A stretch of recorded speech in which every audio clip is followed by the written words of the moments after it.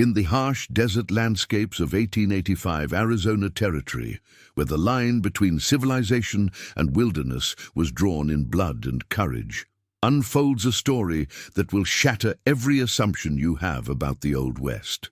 This is the extraordinary tale of Nathaniel Nash Crawford, a former Union cavalry officer who made a decision that shocked an entire frontier town and proved that sometimes the most radical act of rebellion is simply treating another human being with dignity and respect.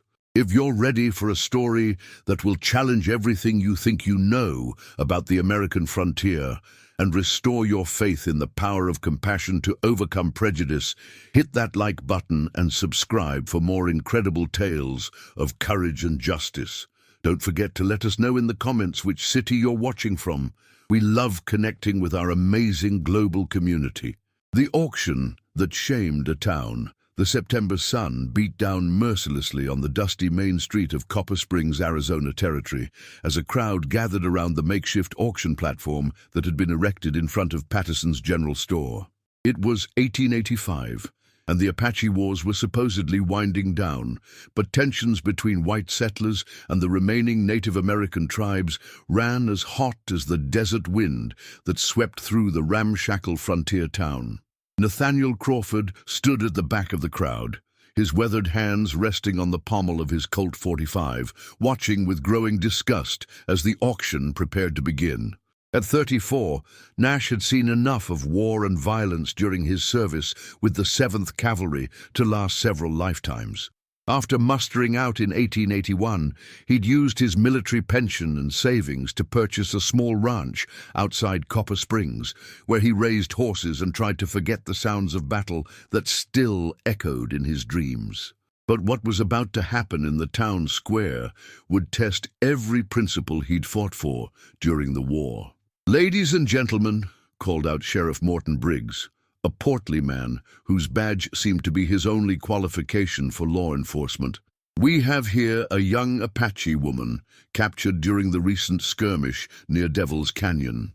By order of the territorial government, she's to be sold into indenture to pay for the costs of her capture and detention."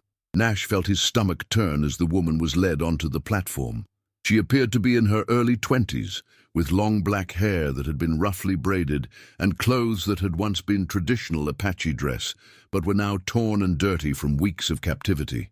Despite her circumstances, she held her head high, her dark eyes surveying the crowd with a mixture of defiance and dignity that struck Nash like a physical blow. The auctioneer, a greasy man named Silas Warden, who made his living selling everything from cattle to mining claims, began his pitch with the enthusiasm of someone hawking livestock. "This here's a prime specimen, folks. Young, strong, probably knows her way around cooking and cleaning. She'd make a fine addition to any household that needs extra help. Bidding starts at $50. Nash watched in horror as hands began to rise throughout the crowd. The bids came from shopkeepers, ranchers, and businessmen, all treating the purchase of a human being as casually as they might bid on a horse or a wagon. But it was the nature of some of the comments from the crowd that made Nash's blood run cold. "Does she speak English?" called out Jake Morrison, who ran the town's largest saloon and was known for his rough treatment of the women who worked for him. "What kind of guarantee do we get that she won't try to run off?" asked another voice. "She's probably got some fight in her," laughed a third man. "Might need some breaking in." Nash had heard enough. The woman on the platform, who had been given no opportunity to speak for herself, to explain her circumstances, or even to state her name, was being discussed like livestock. The casual dehumanization of the auction was everything he'd fought against during the war, everything that contradicted the principles supposedly enshrined in the Constitution he'd sworn to defend. $100! Nash called out, his voice cutting through the crowd like a knife. The bidding stopped as heads turned to look at the tall, lean rancher who rarely came to town except for supplies and who had never shown interest in the social dynamics of Copper Springs. Nash's reputation was that of a man who kept to himself, paid his bills, and had never caused trouble for anyone. "Mr. Crawford," Sheriff Briggs said with surprise, "didn't expect to see you participating today." $100, Nash repeated, his voice steady but carrying an undertone that suggested he wouldn't be outbid. Jake Morrison, apparently sensing competition, raised his hand. 125. Nash didn't hesitate. 200. A murmur ran through the crowd. $200 was more than most of the townspeople made in 6 months, an enormous sum for the purchase of an indentured servant. Morrison looked around for support from the other bidders, but it was clear that Nash's bid had exceeded what anyone else was prepared to pay. $200 going once, Worden called out, his eyes gleaming at the unexpected windfall. Going twice. Sold to Mr. Crawford. As Nash pushed through the crowd toward the platform, he could hear whispered conversations following in his wake. What's Crawford want with an Apache woman? Man's been alone too long, probably getting desperate for female company. Hope he knows what he's getting into. Them Apache women are wild. Nash ignored the commentary and approached the platform where the woman stood, her wrists bound with rope, her face a mask of stoic resignation. Sheriff Briggs handed him a document that supposedly transferred ownership of the woman for a period of 7 years, as if she were property to be bought and sold. "Congratulations, Crawford," Briggs said with a knowing smirk. "She's all yours. Name's Ayana, according to the interpreter, though I don't know if that's her real name or just what she told us." Nash looked up at the woman, Ayana, and for the first time during the entire proceeding, someone addressed her directly as a human being. "Ma'am," he said quietly, "my name is Nathaniel Crawford. I know this situation isn't of your choosing, but I want you to know that you're safe now." Ayana's eyes widened slightly at being spoken to with respect rather than being talked about as if she weren't present. She said nothing, but Nash thought he detected a flicker of surprise in her expression. "Sheriff," Nash continued, "I'll need those ropes removed, Mrs." He paused, realizing he didn't know if she was married. "Miss Ayana won't be needing them." "Now hold on, Crawford," Briggs protested. "That woman's dangerous. She's Apache. You can't just—" "I can, and I will," Nash interrupted, his hand moving unconsciously toward his weapon. "The auction's over, the money's been paid, and she's under my protection now. Remove the ropes." The confrontation might have escalated, but the crowd was beginning to disperse, and Briggs clearly didn't want to challenge an armed man over what he probably considered a minor detail. He cut the ropes binding Ayana's wrists, then handed Nash the ownership papers with obvious reluctance. As Nash helped Ayana down from the platform, he could feel her studying him with careful attention. He imagined she was trying to determine what kind of captivity awaited her, what new form of degradation she would be forced to endure. "Miss Ayana," he said as they walked toward his wagon, "I want you to understand something. I didn't buy you to own you. I bought you to free you. What happens next is your choice to make." "Adieu."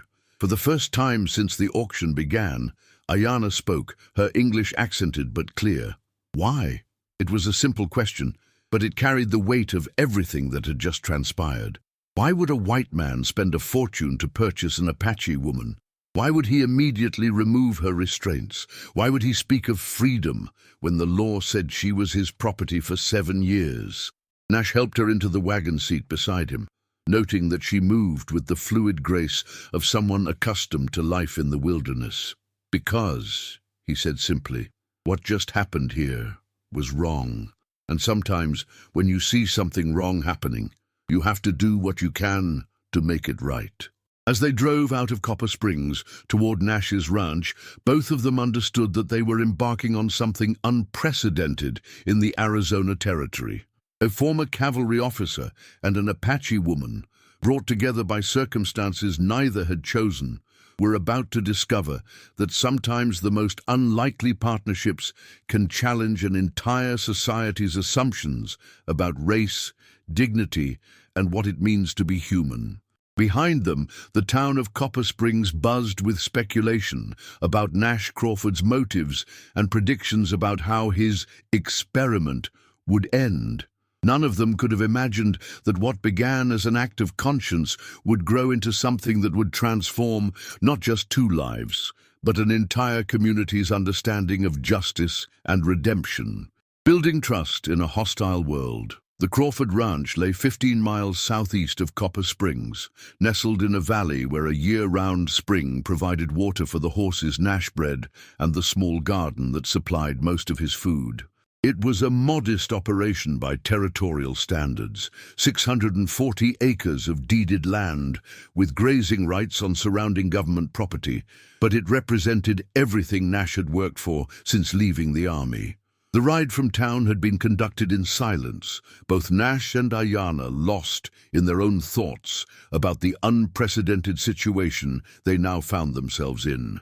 As they approached the simple adobe ranch house that Nash had built with his own hands, Ayanna spoke for the second time since the auction. "You live alone here?" "Yes, ma'am.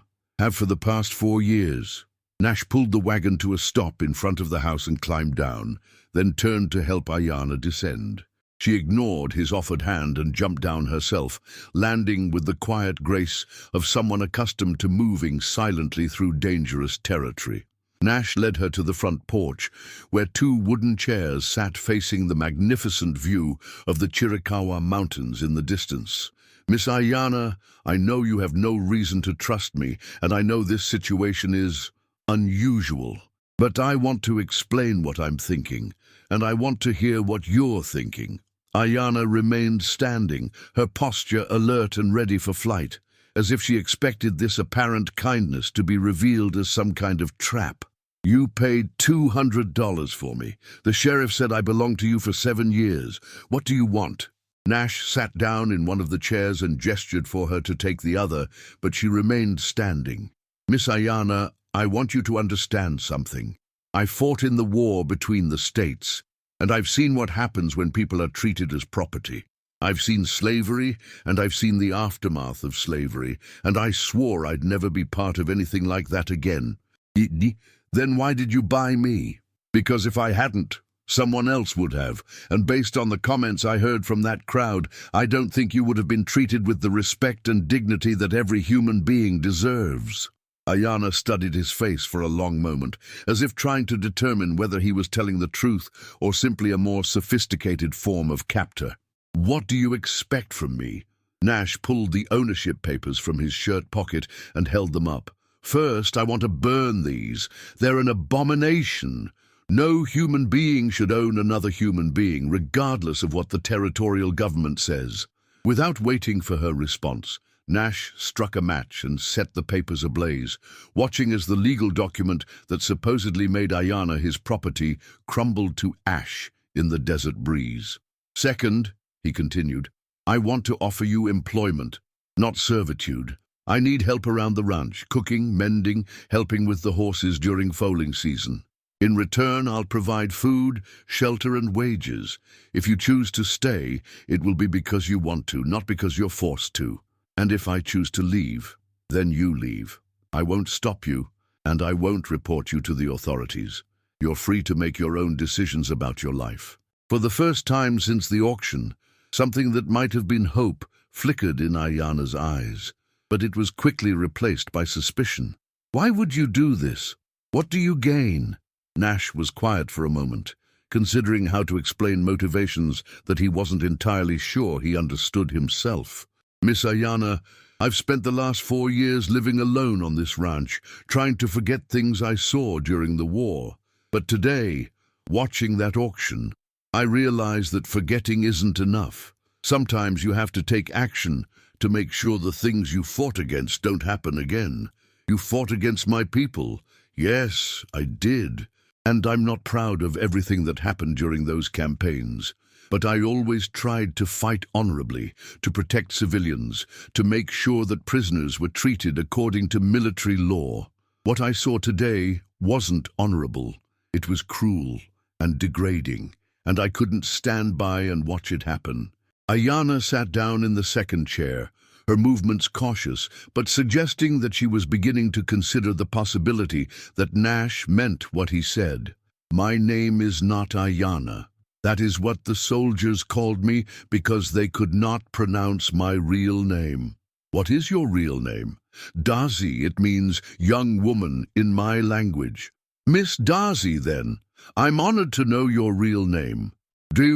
Over the next several hours, as the desert sun moved across the sky and the heat of the day began to give way to the cooler temperatures of evening, Nash and Darcy began the delicate process of establishing trust.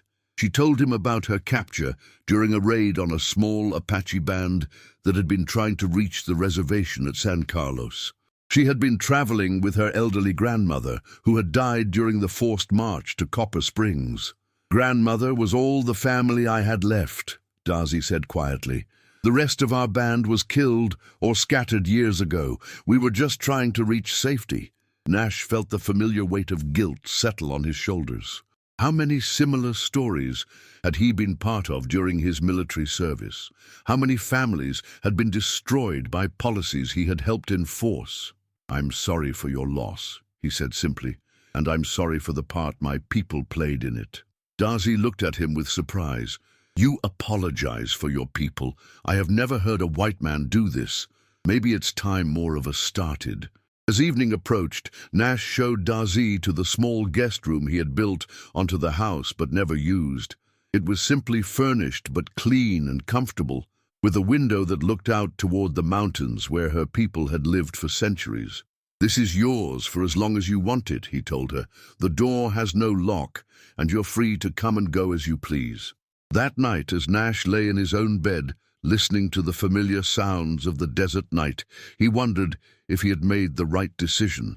Harboring an Apache woman, even one supposedly owned legally, was likely to bring unwanted attention from both civilian authorities and military officials. His neighbors would be suspicious, the townspeople would gossip, and there was always the possibility that Darcy herself would decide that freedom was worth more than safety and disappear into the night. But when he woke the next morning, he found Darcy in the kitchen, preparing breakfast from the supplies in his pantry. She had managed to create a meal that was both substantial and flavorful, using ingredients he had never thought to combine. "Good morning," she said as he entered the kitchen. "I hope you do not mind that I used your food." "Miss Darcy, you don't need to ask permission to eat. This is your home now for as long as you want it to be." Over breakfast, they began to discuss the practical arrangements of their unusual partnership. Darcy was clearly intelligent and capable, with knowledge of desert survival, animal care, and traditional medicine that complemented Nash's military training and ranching experience. "I know about horses," she told him. "Apache horses, yes, but horses are horses. I can help with breeding, with training, with healing when they are sick." "That would be incredibly valuable," Nash admitted. "I've been managing alone, but it's difficult during foaling season." "And you? What do you want from this arrangement besides help with horses?" Nash considered the question carefully. "Honestly, I want to prove that people can live together with respect and dignity, regardless of what they look like or where they come from. I want to prove that the hatred and violence I've seen don't have to be the only way." Darcy studied his face for a long moment. "You want to change the world?" "I want to change this little corner of it. Maybe that's enough." As the days passed, Nash and Darcy developed a working relationship that gradually evolved into something approaching friendship. She proved to be extraordinarily knowledgeable about desert plants, showing him which ones could be used for medicine, which were edible, and which attracted the kind of wildlife that could damage crops or threaten livestock. In return, Nash shared his knowledge of military tactics, business practices, and the complex legal and political environment of the Arizona Territory. He taught her to read and write English more fluently, while she taught him basic phrases in Apache and shared stories about her people's history and culture. But their growing partnership did not go unnoticed by the surrounding community. Within 2 weeks of the auction, Nash began receiving visitors at his ranch, some curious, some concerned, and some openly hostile about his decision to treat an Apache woman as an equal rather than a servant. The first confrontation came when Sheriff Briggs arrived unannounced, ostensibly to check on Nash's property, but clearly hoping to find evidence of wrongdoing. "Crawford," Briggs said as he climbed down from his horse. "Been hearing some interesting stories about your household arrangements. Folks in town are saying you're treating that Apache woman more like a guest than a servant." Nash stepped out onto his porch, positioning himself between the sheriff and the house where Darcy was working. "Sheriff, how I run my household is my business, as long as I'm not breaking any laws." "Well, that's just it. Some folks are wondering if maybe you are breaking laws. Territorial statute says indentured servants are supposed to be kept under proper supervision, and there's talk about inappropriate relationships." Nash felt his temper rising, but he kept his voice level. "Sheriff, are you suggesting that I'm not capable of managing my own affairs? I'm suggesting that folks are concerned about a white man and an Apache woman living alone together without proper supervision. The only supervision I need is my own conscience," Nash replied. "And Miss Darcy is here of her own free will, working for fair wages and being treated with the respect that every human being deserves." Sheriff Briggs was clearly uncomfortable with Nash's calm response to what was obviously intended as intimidation. "Just remember, Crawford, that woman is your responsibility. If she causes trouble, or if there are incidents, the territorial government will hold you accountable." After Briggs departed, Darcy emerged from the house where she had been listening to the conversation through an open window. "He suspects something," she said simply. "He suspects that I'm treating you like a human being instead of property, and he's right. This will bring trouble for you." Nash looked at the young woman who had already brought such positive changes to his isolated existence, who had shown him that healing from the wounds of war was possible through acts of kindness rather than continued violence. "Miss Darcy, some troubles are worth having. This is one of them. When two worlds collide."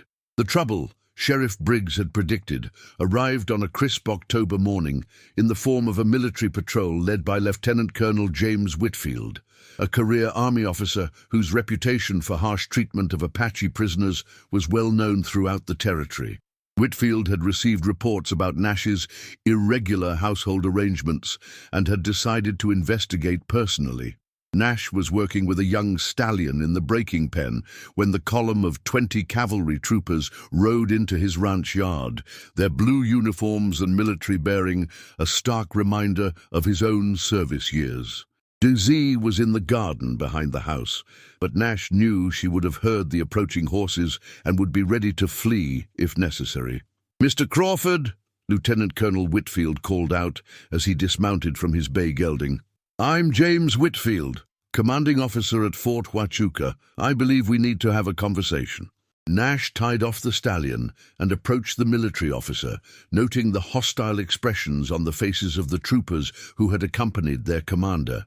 These were men who had been fighting Apache bands for years, men who had seen friends killed and comrades wounded, men who viewed any Apache as an enemy, regardless of circumstances. "Colonel Whitfield," Nash replied, offering a military salute out of habit, "what brings you to my ranch?" "Reports, Mr. Crawford. Disturbing reports about your treatment of an Apache prisoner who was supposedly sold to you for indenture. I'm told you've been allowing her unusual freedoms that could compromise territorial security." Nash felt his old military instincts kicking in, the careful balance between respect for authority and protection of principle that had served him well during his years of service. "Colonel, the woman in question is working for me under a legal employment arrangement. She poses no threat to territorial security." "Mr. Crawford, you seem to misunderstand the situation. Apache prisoners are not employees. They are potentially dangerous enemy combatants who require constant supervision. The fact that you've been treating this woman as if she were a hired domestic suggests either poor judgment or divided loyalties." The accusation hung in the air like smoke from a signal fire. Divided loyalties. In the territorial military hierarchy, there were few worse accusations that could be leveled against a former cavalry officer. Before Nash could respond, Darcy appeared around the corner of the house, carrying a basket of vegetables from the garden. Her presence immediately changed the dynamic of the confrontation, as 20 pairs of hostile eyes focused on the young Apache woman who had dared to move freely around a white man's property. "There she is," Colonel Whitfield said, his voice carrying satisfaction at catching Nash in what he clearly considered a compromising situation. "Miss, come here immediately." Darcy looked at Nash, who gave an almost imperceptible nod. She approached the group of soldiers with quiet dignity, her posture erect and her expression calm, despite the obvious danger she faced. "What is your name?" Whitfield demanded. "Darcy," she replied quietly. "And you understand that you are an indentured servant, bound to Mr. Crawford for 7 years of labor?" Nash started to intervene, but Darcy spoke before he could. "I understand that Mr. Crawford paid money for papers that said I belonged to him, but Mr. Crawford burned those papers and told me I am free to leave whenever I choose." A murmur of shock ran through the assembled troopers. Colonel Whitfield's face darkened with anger. "Mr. Crawford, is this true? Did you destroy legal documents establishing this woman's indentured status?" Nash squared his shoulders and looked the colonel directly in the eyes. "Yes, sir, I did. Do you understand that those documents represented a legal obligation? That by destroying them, you may have violated territorial statutes regarding the supervision of Apache prisoners?" "Colonel, I understand that no human being should be owned by another human being, regardless of what territorial statutes might say. I fought for 4 years to preserve the Union and end slavery. I wasn't about to participate in a system that recreated slavery under a different name." The confrontation was interrupted by the sound of approaching horses.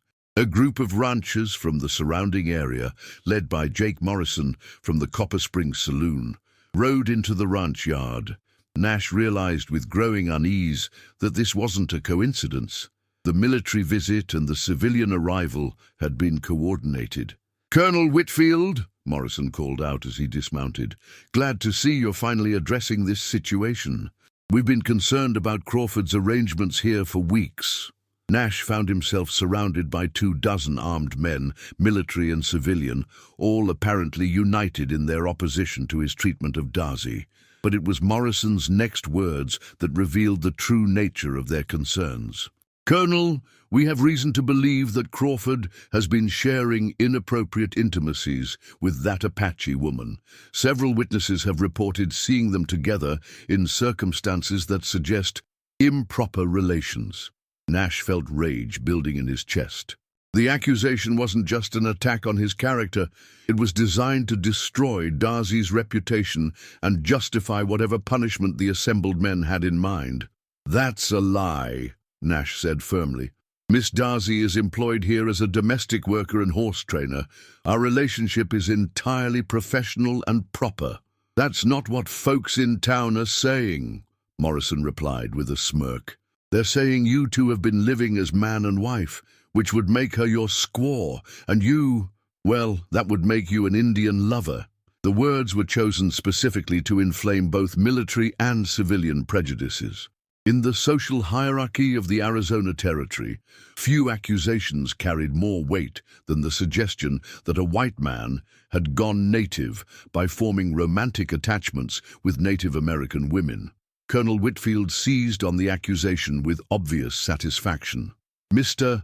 Crawford, if these allegations are true, you've not only violated territorial statutes regarding the supervision of prisoners, but you've also compromised your standing as a former military officer and a member of the white community." Nash looked around at the circle of hostile faces surrounding him and Darcy, understanding that they had moved beyond questions of legal technicalities into something much more dangerous. This was about power, prejudice, and the fundamental question of whether an Apache woman could be treated as an equal human being in territorial Arizona. "Gentlemen," Nash said quietly, "I want you to listen very carefully to what I'm about to say. Miss Darcy is under my protection. She is here voluntarily. She is being treated with respect and dignity, and she will continue to be treated that way for as long as she chooses to remain." "And if we don't agree with those arrangements?" Morrison asked. Nash's hand moved unconsciously toward his sidearm. "Then you'll have to convince me to change them." The standoff might have escalated into violence, but it was interrupted by Darcy herself, who who stepped forward with quiet courage. "I wish to speak," she said, her voice carrying clearly in the tense silence. Colonel Whitfield looked surprised that an Apache woman would presume to address a group of white men without permission, but curiosity apparently overcame protocol. "Very well, speak. You accuse Mr. Crawford of treating me improperly, but you are wrong. He has treated me with more honor and respect than any white man I have known. He has given me freedom when the law said I was his property. He has paid me wages when he could have demanded free labor. He has spoken to me as if I were a human being when others speak to me as if I were an animal." She paused, looking around at the assembled men with quiet dignity. "If that is improper treatment, then I choose improper treatment over the proper treatment of being owned, beaten, and degraded." Her words hung in the air like a challenge, forcing every man present to confront the reality of what they were actually defending. Colonel Whitfield, Morrison, and the others had come expecting to find evidence of moral corruption. Instead, they were being confronted with a clear statement about human dignity and the courage required to defend it. "Miss," Colonel Whitfield said after a long moment, "you may not understand the complexities of territorial law and social order. What Mr. Crawford has done, regardless of his intentions, disrupts established systems for managing Apache prisoners and could encourage other incidents of inappropriate leniency." "Colonel," Nash interjected, "what Miss Darcy understands is that she's being treated like a human being for the first time since her capture. If that disrupts your systems, then maybe your systems need to be disrupted." The confrontation had reached a point where compromise was becoming impossible. Colonel Whitfield clearly wanted to reassert military authority and restore what he considered proper order. Morrison and the civilian ranchers wanted to remove what they saw as a dangerous precedent, and Nash was determined to protect both Darcy's freedom and the principles he had fought for during the war. It was Darcy who proposed a solution that none of the men had considered. "I will submit to examination by the military doctor," she said quietly. "If you believe Mr. Crawford has treated me improperly, let your doctor examine me and determine if I have been harmed or degraded in any way." The suggestion was both brilliant and dangerous. A medical examination would definitively disprove accusations of improper relations, but it would also subject Darcy to additional humiliation at the hands of military personnel who might not be inclined toward fairness. "That's acceptable," Colonel Whitfield said after a moment's consideration. "Dr. Hamilton will conduct a proper examination and will proceed based on his findings." As arrangements were made for the examination, Nash found himself filled with admiration for Darcy's courage and strategic thinking. She had found a way to defend both their reputations while calling their accusers bluff about their true motivations. But he also understood that regardless of what the doctor found, they had crossed a line that would make their continued partnership in Arizona territory increasingly difficult. The forces of prejudice and conventional thinking had been mobilized against them, and it would take more than medical evidence to convince their opponents that treating an Apache woman with dignity was acceptable. The battle for Darcy's freedom had become a battle for the soul of the frontier itself. The price of freedom and a new beginning. Dr. Marcus Hamilton, the post surgeon at Fort Huachuca, was a man who had seen enough of frontier violence to understand the difference between justice and prejudice. When he completed his examination of Darcy 3 hours later, his findings would change everything for Nash, Darcy, and the assembled crowd of military and civilian authorities. "Gentlemen," Dr. Hamilton announced as he emerged from the ranch house, his medical bag in hand and his expression serious. "I have completed a thorough examination of the woman in question. My findings are unambiguous." Colonel Whitfield leaned forward with anticipation, clearly expecting vindication of his suspicions. "Doctor, what did you determine?" "I determined that Miss Darcy is in excellent physical health, shows no signs of mistreatment or abuse, and bears no evidence of inappropriate relations with Mr. Crawford or anyone else." In fact, she shows signs of improved nutrition and general well-being that suggest she has been very well cared for. The silence that followed Dr. Hamilton's announcement was deafening. Morrison and several of the civilian ranchers shifted uncomfortably, while Colonel Whitfield's expression suggested he was reconsidering his assumptions about the situation. Furthermore, Dr. Hamilton continued, "During my examination, Miss Darcy demonstrated remarkable knowledge of traditional Apache healing practices that could be of significant value to military medical operations. She identified several local plants with medicinal properties that I was previously unaware of." Nash felt a surge of relief mixed with pride. Darcy had not only vindicated their relationship, but had also demonstrated her value to the very people who had been questioning her worth as a human being. Colonel Whitfield was clearly reassessing his position. As a career military officer, he understood the value of intelligence and local knowledge in conducting effective operations. "Miss Darcy," the colonel said, addressing her directly for the first time with something approaching respect, "would you be willing to share your knowledge of Apache customs and territory with military authorities?"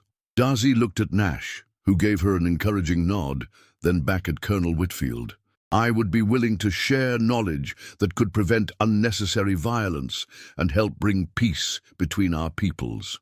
"Colonel," Nash said, seeing an opportunity to secure Darcy's future safety, "I propose a formal arrangement. Miss Darcy could serve as a cultural advisor and interpreter for military operations while continuing to work at my ranch. This would provide the Army with valuable intelligence while ensuring that her knowledge is used constructively."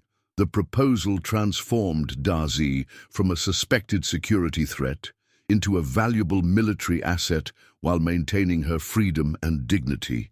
Colonel Whitfield recognized the practical advantages. "That's an interesting proposal, Mr. Crawford. Such an arrangement would require official authorization, but I believe it could benefit all parties." Morrison and the civilian ranchers were clearly frustrated, but they had been outmaneuvered by Dr. Hamilton's findings and Nash's strategic thinking. As the authorities prepared to depart, Colonel Whitfield approached Nash privately. "Mr. Crawford, this arrangement will be closely monitored. Any suggestion of impropriety will result in immediate termination of Miss Darcy's advisory status."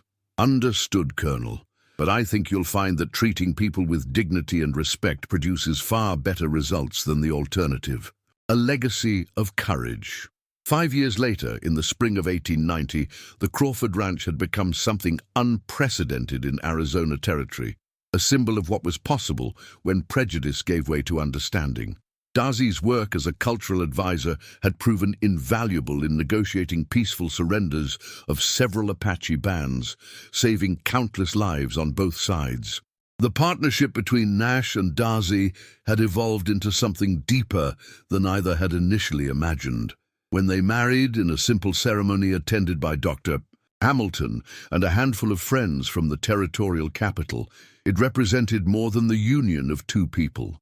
It was a declaration that love could transcend the artificial barriers of race and culture that had divided the frontier for so long.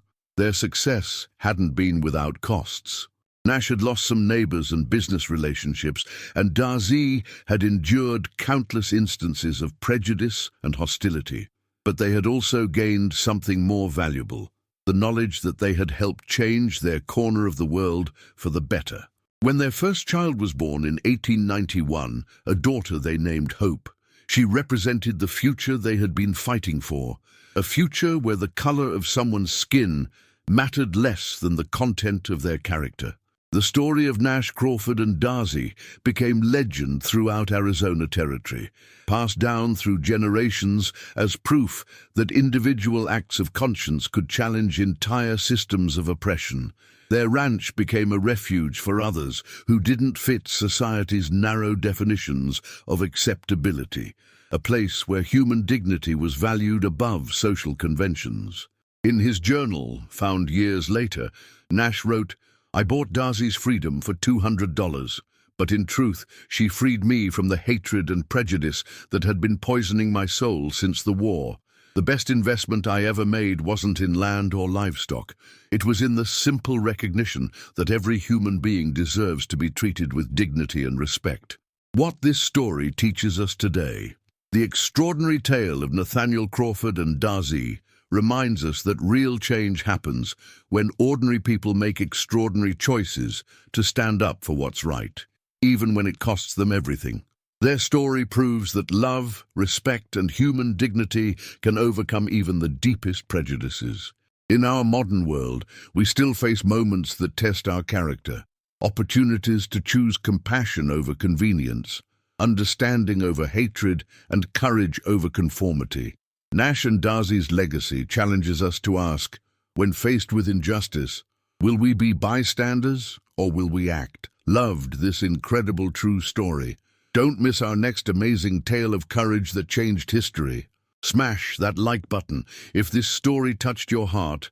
Subscribe for more incredible stories of human triumph and ring the bell so you never miss our latest uploads. Drop a comment below telling us what moment in this story impacted you the most. We read every single one and love connecting with our amazing community. Share this video with someone who needs to hear this powerful message of hope and human dignity. Thanks for watching, and remember, sometimes the most radical act is simply treating another person with respect.